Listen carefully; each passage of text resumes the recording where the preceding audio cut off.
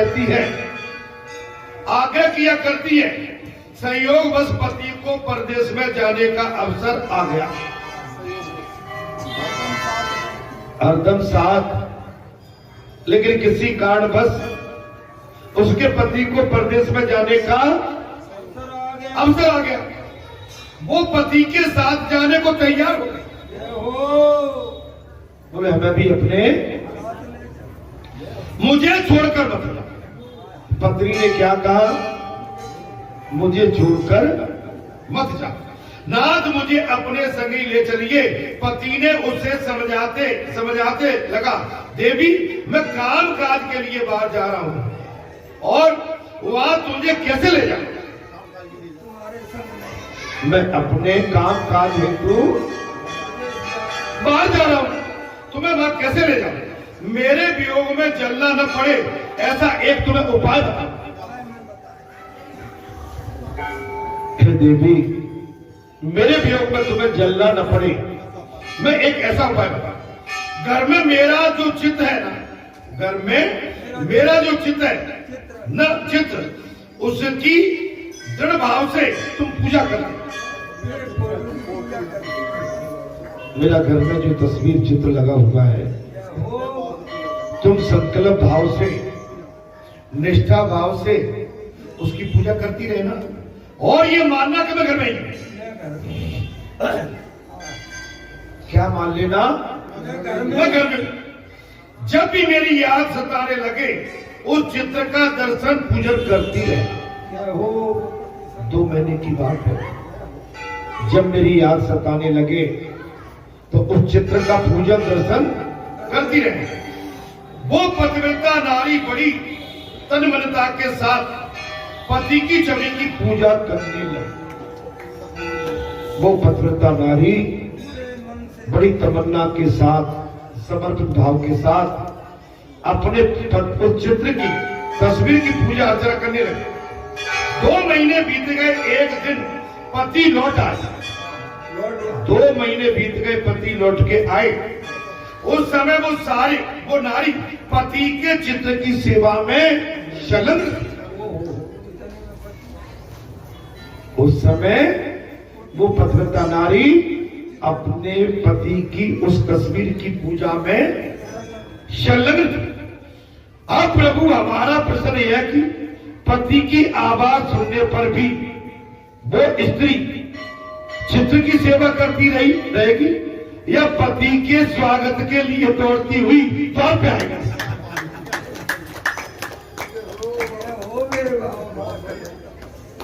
गोपी ने प्रश्न कर दिया। 2 महीना बाद लौट के आया पति, उस समय अपने पति के चित्र की पूजा कर रही थी। हमारा प्रश्न आपसे प्रभु जी है कि सही से बताओ कि पति की आवाज सुनने के बाद वो स्त्री चित्र की सेवा करती रहेगी या पति के स्वागत के लिए द्वार पर दौड़ के आएगी? भगवान से प्रश्न कर दिया। भगवान श्री कृष्ण बोले, अरे ये भी कोई पूछने की बात है?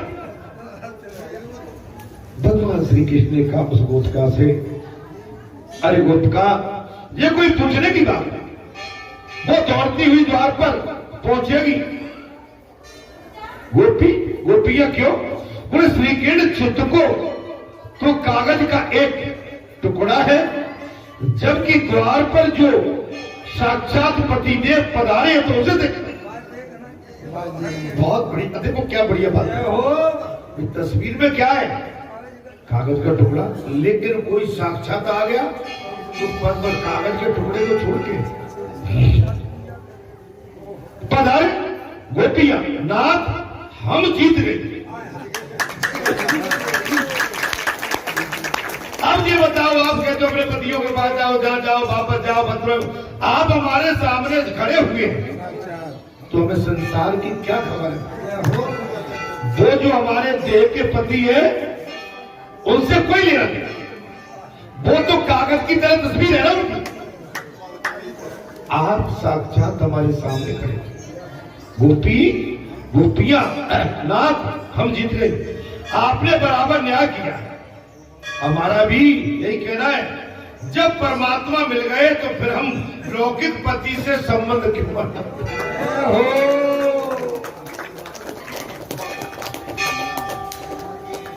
परमात्मा मिल गए तो सुन लो पति हो तुम्हारी क्या गति होती है। अगर कोई ऐसी गोपी आ गई तो बोले तुम नकली हो, हमें तो भगवान मिल गए। और तुम भले ही फिर उनके पीछे घूमना, वो नहीं सुनने वाली। इसलिए ये कथा के माध्यम से हमें प्रेरणा, हमें सीख है।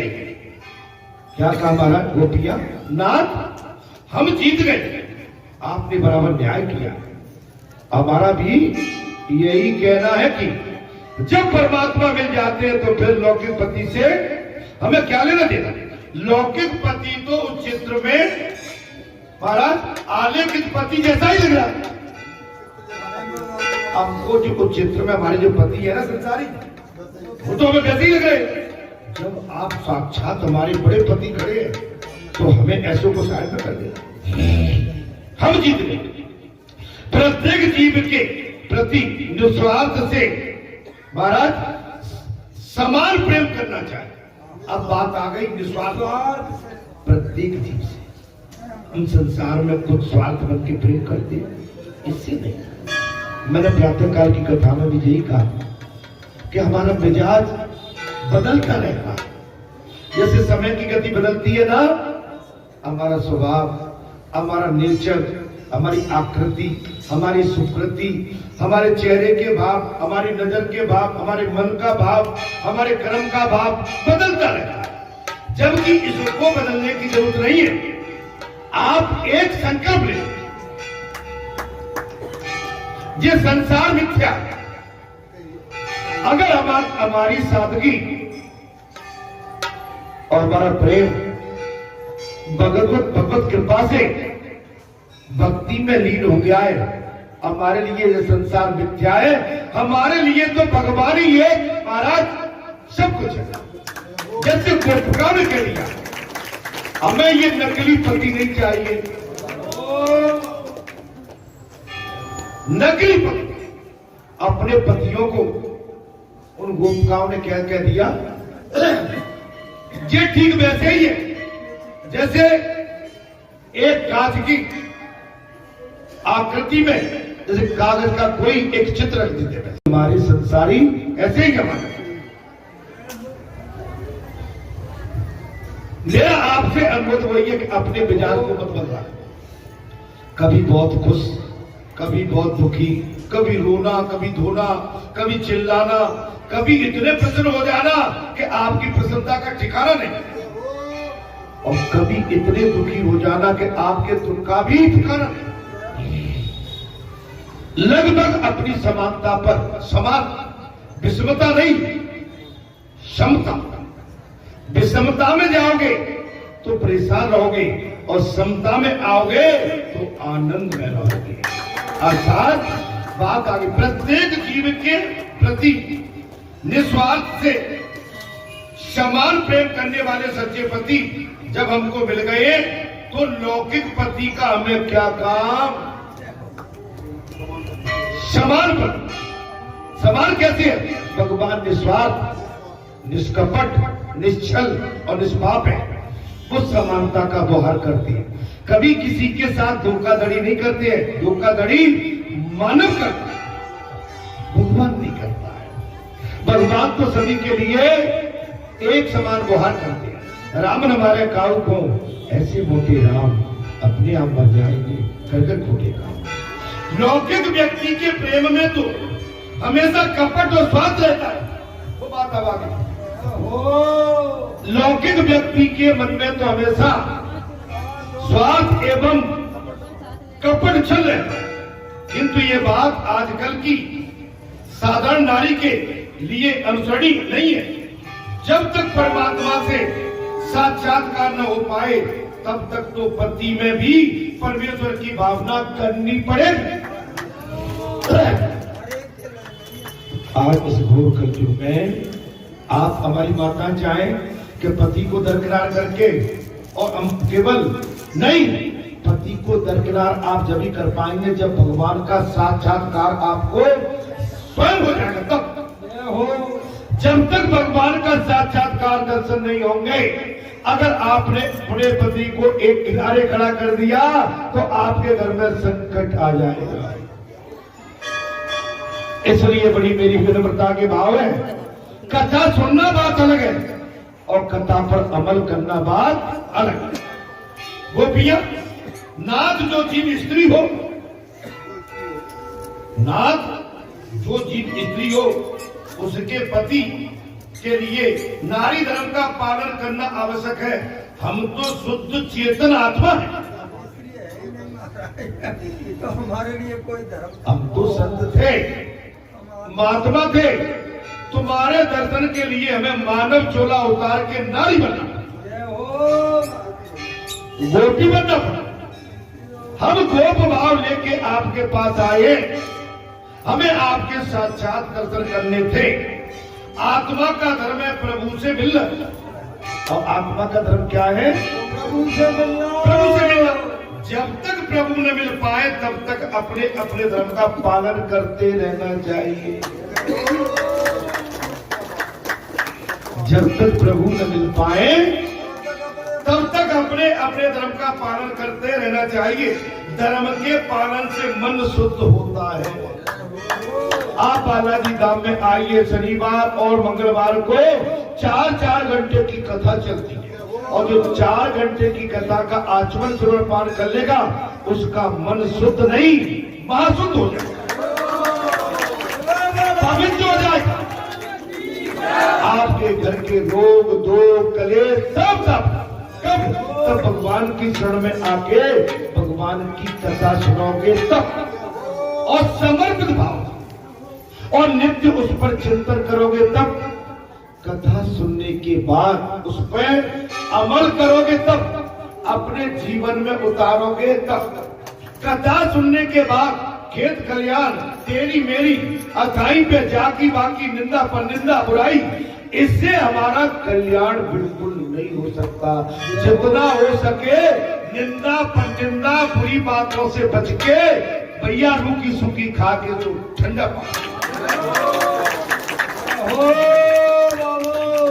मकर संक्रांति का पर्व जानते हो क्या होता है महाराज? सारे तीर्थ बार बार और गंगा सागर, तो सारे तीर्थ सारे पर्व बार बार और मकर संक्रांति केवल एक।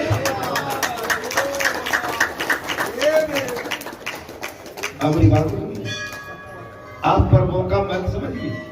हमें आने का मतलब क्या है? हम यहाँ से कुछ अच्छा लेके जाए, अपने जीवन में सुधार हो हमारा, हमारे जीवन में सुंदरता आए, संयम आए, विवेक जागृत हो, हमारा वातावरण अच्छा हो, हमारे घर में पवित्रता आए, शुद्धता आए, हमारे घर में किसी भी तरह की विशुद्धता न, जिससे हमारा विनाश हो। पवित्रता कथा का मतलब है पवित्र वेद का श्रवण पाठ करना। सत्संग का मतलब है जब कोई बात बिगड़ जाती है तो बात कहा जाती है पंचायत धर्म के स्थान हो। हमारी संसार में बातें ही तो बिगड़ी है, हम संसार में डुबकी लगाए फिरते जा रहे हैं। हम जिसके भी पास जाते हैं, कोई दारू वाला मिल गया तो वो कहता है एक गिलास तू भी उठा ले,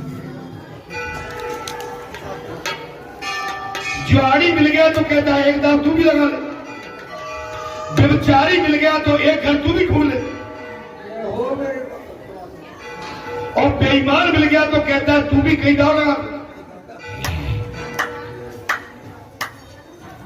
परिवार में बिगड़ डालने वाला, परिवार को तोड़ने वाला परिवार ही मिल गया तो वो कहता है कि मेरे परिवार में तो ऐसे टूट हुई है, तू भी चाहता तो फुट करते अपने परिवार में। किसी अदाई पे बैठ गए, बोले बा गांव में बड़ो सूत है, एक मुट्ठी में, बोले बा में कैसे छछूतर डाली जाए, बोल आपस में ही लड़े। आपको सही मार्ग कोई नहीं बताएगा, सही मार्ग केवल बालाजी धाम ग्राम बैठा से, इस व्यासपीठ से, ईश्वर खो से, दतरहुआ सरकार से, रावतपुरा सरकार से, आपको गिरनाए से, और महाराज पीताम्बरा से, और ओरछा सरकार से, मैयर वाली माता से, वृंदावन से, काशी विश्वनाथ से, पशुपतिनाथ से, तीर्थ के स्थानों से ही आपको सत्य बात प्राप्त समय है, समय है कि जा रहे अभी कथा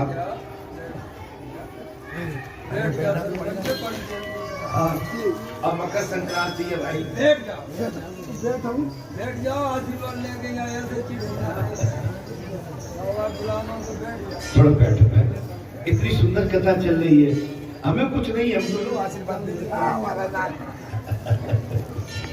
बैठो, बैठने में क्या होता है, थोड़ा हमारी मनोवृत्ति, चित्तवृत्ति और हमारा भाव सभी शुद्ध हो गए। जब यहाँ के परमाणु शुद्धता के आपके अंदर प्रवेश करेंगे तो आप इस पाती को, भागवत कथा को लेके हमारे पास आए हैं।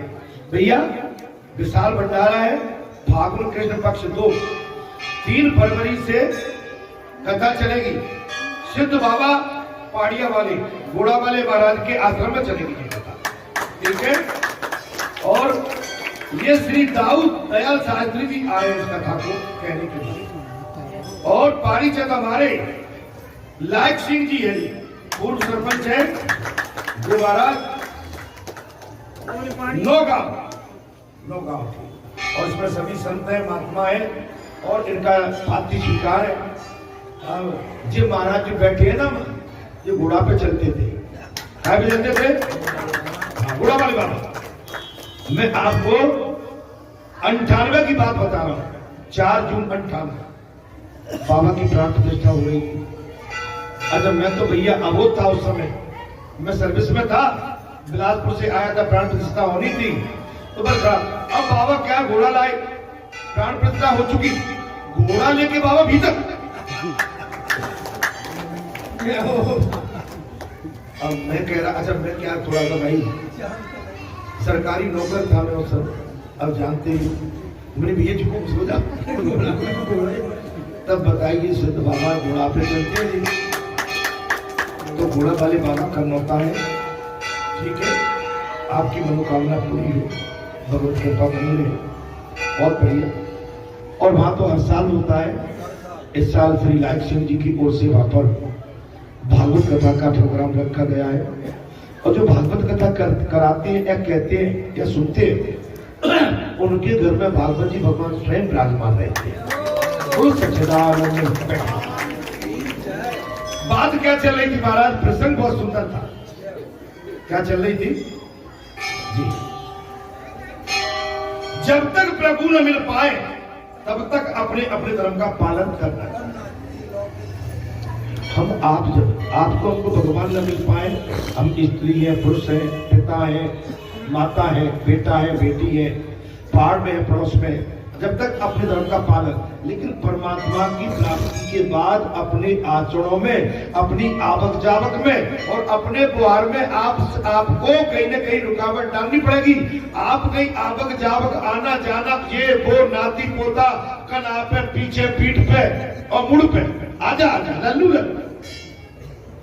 तो वो बड़े जो लल्लू है ना, बड़ो लल्लू बात भूल जाओ, और छोटे लल्लू के चक्कर में जो संसार का सबसे बड़ा लल्ला है उसको घुमा। इसलिए मेरा अनुरोध है, हम टेम्परेरी कुछ समय के लिए आए, टिल फर्दर, आकस्मिक कुछ समय के लिए। इस संसार में हम लंबे टाइम के लिए नहीं आए, हम टेम्परेरी आए। जब तक हमारी सांस चल रही है तब तक हमारे इस संसार के लोगों से और इस संसार से नाता, असली नाता तो भगवान से है। वो आज है, अब है, कल भी रहेगा, पीछे भी था, आज भी है, आगे भी रहेगा। धर्म के पालन से मन शुद्ध होता है। कथा में बस राम की ओर ले जा रहा हूं। धर्म के पालन से मन शुद्ध होता, आप करके देख लेना। उमा कहूं मैं अनुभव अपना, सत्य हरिभजन जगत सब सपना। आप संसार में भटकते रहोगे, आपका हमारा मन कभी शुद्ध नहीं हो सकता है। आप धर्म से जुड़ जाएंगे। अभी कथा में आपका सभी कहते हैं महाराज शास्त्र का पता नहीं, ऐसे निकल गई झांकी। और प्रिया हमारे सब दादा, परदादा, भैया, बंधु, सगे संबंधी, माता, बहन, बेटी, छोटे बड़े, अंडा, बच्चा जो भी थे, पशु पंछी, सभी खुशहाल थे। एक मत थे, एक मन थे, एक मत, एक मन, एक भाव और आपका समर्पित भाव उसने कमाल करके दिखा। मैं पूरे क्षेत्र का, आप सभी का मैं सहृदय से ऋणी हूं। मैं इस जन्म में तो इस ऋण को उतार नहीं सकता, लेकिन कोशिश करता रहूंगा कि आपका ये ऋण मैं धीरे धीरे करके ऋण हो जाऊं।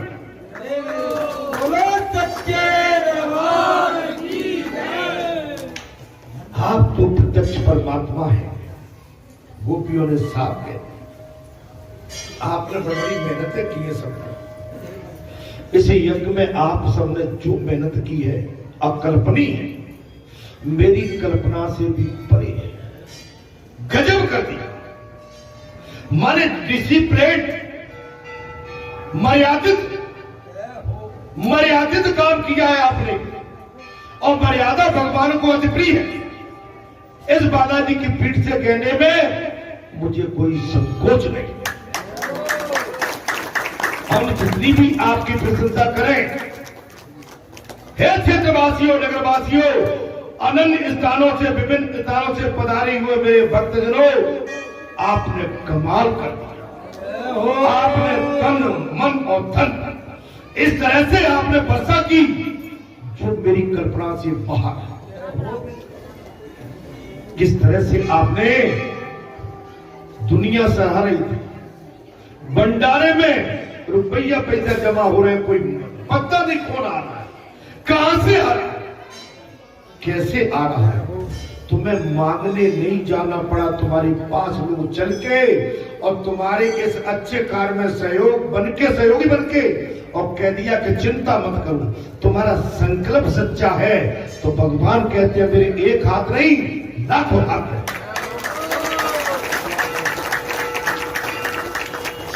अगर तुम्हारा संकल्प सच्चा है और तुम्हारे संकल्प में कोई कुटिलता है, धोखा है, लालच है, असमानता है, भगवान कहते हैं फिर मैं उसकी सुनता नहीं। जो मेरे सहारे बैठ जाता है, वचन देता हूं, जो मेरा होके बन के बैठता है, मैं सारी सृष्टि को तेरे आंगन में झुका।